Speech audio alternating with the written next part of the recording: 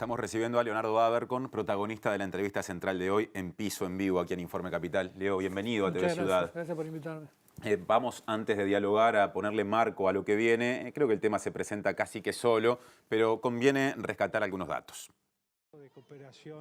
Cuando el 12 de marzo Tabaré Vázquez cesó como comandante en jefe del ejército a Guido Manini Ríos, el periodista Leonardo Abercorn se interesó por lo actuado por el Tribunal de Honor que juzgó la conducta de los ex militares José Nino Gavazo, Jorge Silveira y Luis Maurente.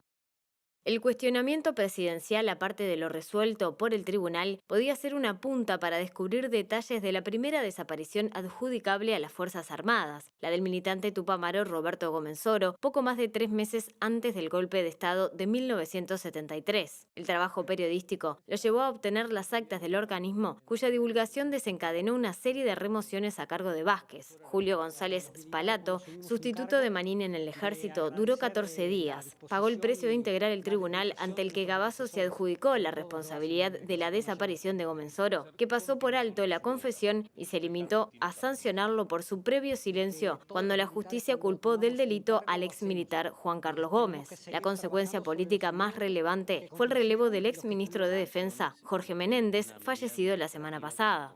Hablaremos con Abercorn del encare periodístico y sus consecuencias políticas y hasta personales. También del legado de los hechos de aquellos años en un país en el que la confianza en la solidez democrática convive con unas Fuerzas Armadas en las que visiones como la expresada por el Tribunal de Honor están lejos de ser una excepción. Hace una semana, Leo, le decías a Joel Rosenberg en Del Sol, cuando todavía no se habían hecho públicas oficialmente las actas, textuales palabras: estoy deseando que esto se haga público de una vez. En el medio se conocieron públicamente. ¿Pudiste leerlas sin que te estuvieran controlando el tiempo, sin limitaciones? ¿Y cuál es la sensación actual ahora que eso ya se cumplió? No, por un lado yo quería que se publicaran para que todo el mundo, porque yo había hecho un resumen apurado aparte, porque las pude leer en unas horas, pero eran muchas páginas. Claro. Podría haberle errado algo. Había gente que en Twitter me decía: ¿cómo sabemos que lo que vos estás diciendo es lo que dicen de verdad? ¿Cómo sabemos que el resumen que vos hiciste objetivamente refleja lo principal? Entonces, bueno, creo que se divulgaron y que nadie dijo, primero, que lo que yo había dicho no estaba, claro, estaba todo, ¿no? Y segundo, que bueno, más allá de que luego que salieron todos, algunos colegas destacaron algunos puntos más, otros menos, creo que lo principal también más o menos le había pegado. Así que bueno, ese era mi principal interés. Ahora las estoy volviendo, justamente como tú decís, a leerlas tranquilo, más despacio. Yo había algunas cosas que había salteado, por ejemplo, sí, la declaración de Maurente no la había leído porque para el caso a mí primero porque mi fuente me había advertido que Gavazo había dicho, es decir, que se había adjudicado la desaparición de Gomenzoro. O sea, a la de Gavazo iba derecho. Estabas buscando primero eso. Por supuesto. Y la de Silveira intuía, porque estaba en el mismo cuartel cuando desapareció Gomenzoro, que podría también decir cosas de eso. Y efectivamente decía. Pero la de Maurente no me dio el tiempo. Entonces, bueno, tengo que leerla tranquilo, en fin.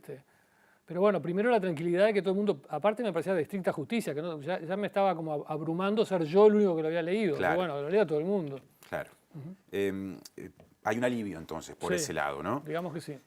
También supongo que esas horas fueron en tiempos en los que aparte el acceso... Aparte, perdón, una cosa más. Había colegas que me llamaban y me decían: quiero escribir sobre esto. En las actas dice tal cosa. Y bueno, mira, yo lo que anoté lo puse en la nota, alguna cosa más tengo en los apuntes, pero todo no me acordaba. Claro. Así que bueno, que salga de una vez. Un trabajo arduo hecho bajo presión y apurado, ¿no? Se entiende. Ahora, supongo que en estos tiempos, como te decía recién, de acceso fácil, por lo menos a cualquier persona que esté en las redes sociales, ¿no? Distinto eran los tiempos de un trabajo a lo sumo conocido y el teléfono particular. Habrás recibido muchos comentarios elogiosos y no tanto.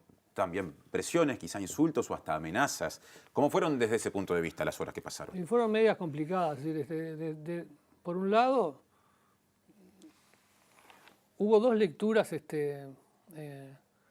digamos que tipo maquiavélicas, o que era toda una gran maniobra, y desde los dos extremos del arco político, es decir, de sectores muy de derecha vinculados a las Fuerzas Armadas, que esto era una maniobra para perjudicar al ejército, y justo había salido la candidatura de Manini contra la candidatura de Manini, Y desde ese lado tuve algunas amenazas que yo cuando la recibí la hice pública, de un militante, en fin, que luego hablé con él y se arrepintió, en fin, y lo borró. Y también de algunos oficiales del ejército retirados en actividad. En actividad también. En actividad también, que sin amenazar, realmente eran mensajes muy agresivos, muy desubicados, y que desde mi punto de vista, más que preocuparme a mí, dañaban al ejército. Es decir, en un momento en que la situación está tensa, que la visión del ejército está como en...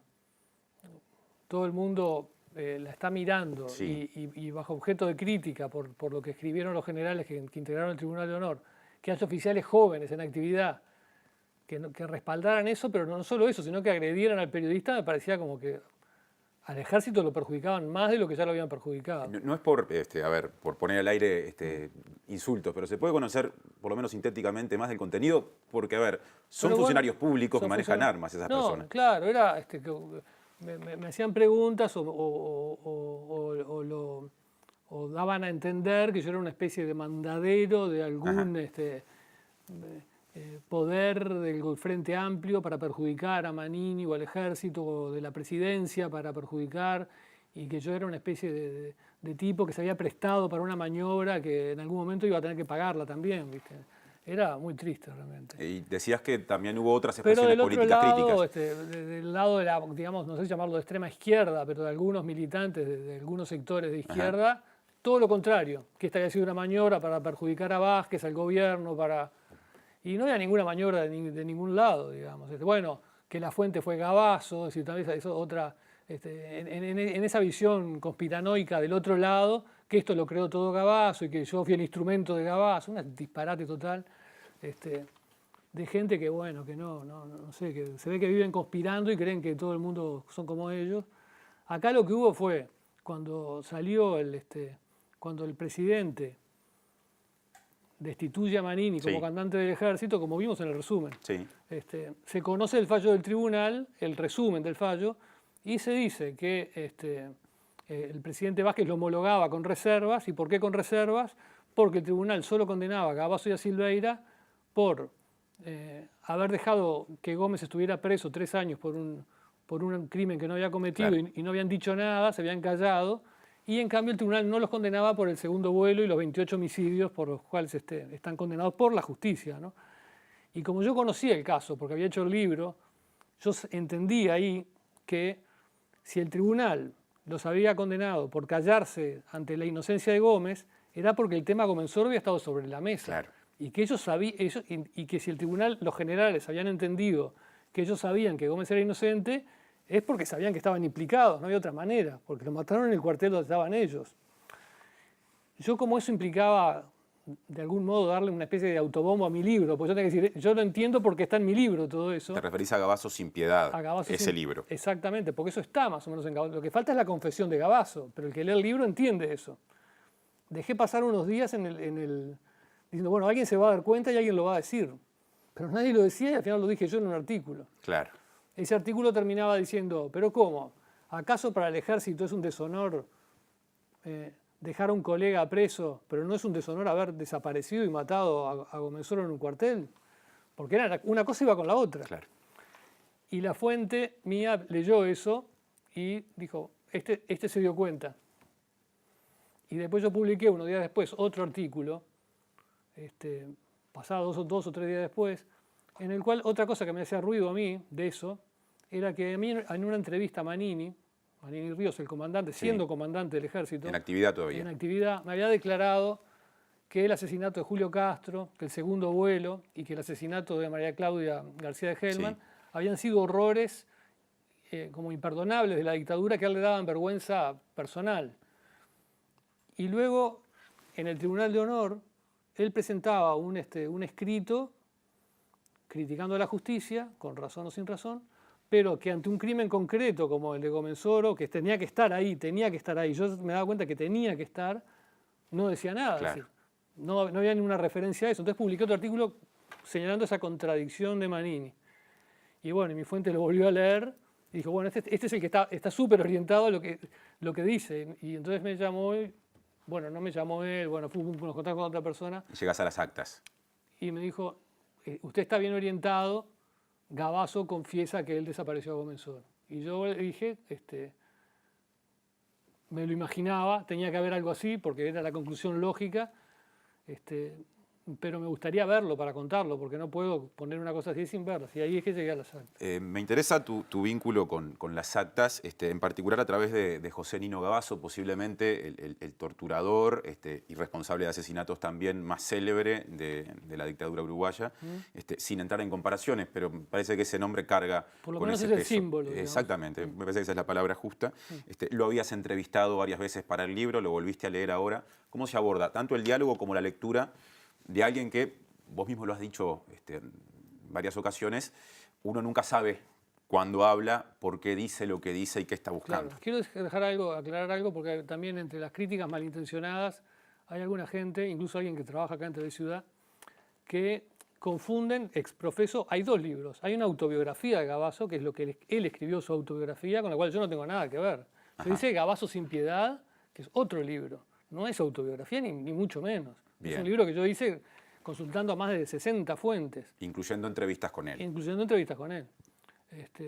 Y yendo al punto. Sí. Al punto con respecto a... ¿Cómo es entrevistarlo? Claro, es decir, ¿cómo tomás el testimonio de alguien que estuvo vinculado a los servicios secretos, además de cargar con todo lo que carga encima? Lo primero que hice con ese libro fue consultar a Juan Rial, que es un experto en temas militares, que vive en Nueva York, pero que es uruguayo, ¿no? Vivió muchos años acá, ahora está en Nueva York. Y le mandé un mensaje, que lo conozco, quiero abordar este libro. Y me dijo, bueno, vas a tener muchos problemas, porque, le digo, porque me va a mentir, le dije. Y me dice, no solo te va a mentir. Es un experto, está entrenado en mentir sin que parezca que está mintiendo, en contrainteligencia, en hacerte creer que es la verdad y la verdad no es y la verdad es otra. Y generar efectos determinados. Exactamente. Y bueno, fue un poco así, digamos. Ahora, leyendo el Tribunal de Honor, me doy cuenta que me mintió más de lo que... Yo sabía que me había mentido, por supuesto. ¿Qué destacás de las mentiras? Bueno, a mí, por ejemplo, me insistió mucho con que él no estaba en el cuartel de artillería cuando murió Gómez Soro. Ajá. Pero en el libro queda, es decir, como yo entrevisté a 50 personas y leí su legajo y leí todo, en el libro el que lo lee, él dice eso, pero el que lee el libro entiende que sí estaba. Claro. Hay muchos testimonios y otras cosas que... Pero bueno, a mí me mintió. Me mintió también en cuanto a las circunstancias de la muerte de Eduardo Pérez Silveira, que es algo muy brutal, que es la primera confesión de Gavazo, no está en el Tribunal de Honor, está en mi libro, que él confiesa en el libro que le tiró una granada de gas en un espacio cerrado. Pero las circunstancias en las cuales describe que lo hizo, ahora en el Tribunal de Honor, Pajarito Silveira las desmiente, las describe con mucha más brutalidad, ¿no? No fueron como me dijo Gavazo, y me mintió en muchas cosas más. Y le mintió a los generales también. Es decir, él confiesa ahora, pero su confesión, por ejemplo, insiste en que él no tuvo nada que ver en su muerte. Y que nadie tuvo nada que ver, que murió solo. Esposado a una silla. Sí, que se fueron a dormir todos, lo dejaron esposado y a la otra mañana se había... Suena inverosímil, digamos. Claro, suena inverosímil y no es creíble. Y también miente cuando dice que él, para mí miente, ¿no? Que lo hizo desaparecer solo, es decir, que tomó el cuerpo, lo llevó a una camioneta, se fue en la camioneta a Paso de los Toros, lo envolvió en una malla de alambre, le puso 3 piedras, lo subió a un bote, remó con el bote, todo solo. Nadie lo cree. Pero bueno, entonces mi estrategia fue, yo sabía que él me iba a mentir, su testimonio era importante, pero contrastarlo con lo demás. Y esperar que en algún momento, aunque mentía, aflorara algo de verdad. Y él dice un par de frases que están en el libro que yo creo que son importantes. Una es, por ejemplo, la confesión de la granada a Pérez Silveira es importante. Y otra dice en un momento, yo a usted quiero decirle la verdad, pero sepa que si tengo que confesar que una tortura o un asesinato, le voy a mentir. Eso está en el libro, digamos. Y esa frase creo que lo dice todo, ¿no? Quiero unir estos hechos con algunas derivaciones políticas. Okay. Llega José Bayardi al Ministerio de Defensa Nacional y una de las primeras cosas que dice, poco después de hacerse públicas las actas, es que a su entender hay, si no me equivoco, 5 hechos de apariencia delictiva que entiende el actual ministerio, la cúpula actual del ministerio, deben ser elevados a Fiscalía, como de hecho se hizo. Conoces las actas bastante, las has releído. ¿Qué opinión tenés de esa afirmación? Está bien, yo de memoria recuerdo el caso de Gómez Soro, evidentemente, el de Pérez Silveira, el de María Claudia García de Gelman, y posiblemente haya dos más que ahora así de memoria no me doy cuenta, pero no me parece nada extraño porque hay un largo pasaje, sobre todo de Silveira, en el cual él habla de gente traída de Argentina. Bueno, hay alguna mención a Julio Castro. Así que sí, me parece que sí, que posible, que estoy seguro que dice la verdad Bayardi. También el fiscal Percivale hizo hincapié en eso. ¿Cómo vivís como periodista que trabajó en el tema, que le dio publicidad? El hecho de que se pueda avanzar en la búsqueda de la verdad, no ya a nivel de una publicación, sino a nivel de la justicia incluso. No, me parece muy bien. Me consta que la confesión de Gavazo sobre Pérez Silveira en mi libro había sido llevada al juzgado ya, pero estaba todo no se había avanzado. Me parece que es de estricta justicia que se avance de una vez y que se aclare, porque aparte el juicio sobre Gómez Soro, que tuvo un testigo falso, que estuvo Gómez preso 3 años sin tener nada que ver.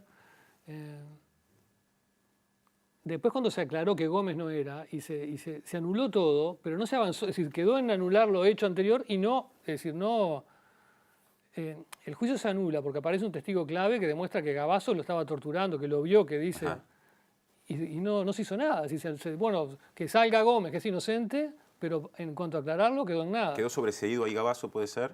Sí, quedó sobreseído a pesar de que él estaba acusado antes por el testigo falso y por el testigo nuevo. Y por todo, igual quedó sin cargos. A alguien que ha investigado tanto estos asuntos, que entre otras cosas hablan de una vigencia, por lo menos en una parte del ejército en actividad, hablaste de amenazas, por ejemplo, y hay mucha gente que expresa que ve la situación más o menos como la vio el Tribunal de Honor. ¿Qué le viene a la cabeza cuando se habla, hasta desde la jactancia, de la cultura cívica y la solidez democrática uruguaya? Yo no hablé con los integrantes del Tribunal de Honor y al general Manini, que hizo ciertas apreciaciones sobre mi nota en varias entrevistas que las consideré muy injustas, le mandé un mail para decirle, bueno, me gustaría aclararle, nunca me contestó el mail. Así que no hablé con nadie de ellos todavía. Y entonces lo que digo son pensamientos, conjeturas. Sí. No son cosas probadas, digamos, son cosas que yo pienso. Pero bueno, creo que es muy fuerte que se establezca por escrito que ante semejantes confesiones, es decir, creo una cosa, que lo ha dicho Manini, en esto le doy la razón. El ejército no ocultó el asunto, es decir, están las actas, están completas, está la confesión, está lo que dice Silveira, eso quedó todo por escrito. El tribunal se lo dio a Manini y Manini lo dio al Ministerio de Defensa y después fue a Presidencia, es decir, no hubo un ocultamiento. El tema es la valoración que se hace. Exacto, es decir, en ese sentido, cuando ellos dicen, no, nosotros no ocultamos nada, tienen razón, no ocultaron nada. Eso es un punto a su favor, digamos. Bueno sería que lo hubieran ocultado, pero bueno, no lo ocultaron. El asunto es la valoración, es dejar por escrito que afectaron el honor del cuerpo de oficiales al dejar que Gómez estuviera preso y no poner una línea de que afectaron el honor con actos terribles que cometieron, que es matar a un prisionero que estaba indefenso, hacerlo desaparecer, el gaseamiento, el tirarle una granada en una celda a un prisionero que estaba indefenso. Son cosas brutales. Y bueno, no sé qué. Realmente yo cuando lo iba leyendo, yo en la primera nota que te dije que había hecho terminaba con preguntas diciendo, ¿acaso para el ejército es un deshonor? Y en el fondo esperaba que la respuesta fuera no. Es decir, bueno, no, porque hay algo que no te está salteando esto, te está salteando lo otro, algo no estás viendo. Pero la respuesta era sí. Cuando las leí vi que era así, claramente era así. Bueno, para mí fue duro en el sentido de pasaron muchos años, 35 años, y el ejército no se dio cuenta de eso todavía. Es un divorcio de la opinión pública muy grande, ¿no? Una distancia muy grande. Pero bueno, capaz que esto sirve para que se acerquen de algún modo. Veremos. Leonardo, gracias por este rato para Informe Capital. Gracias a ustedes.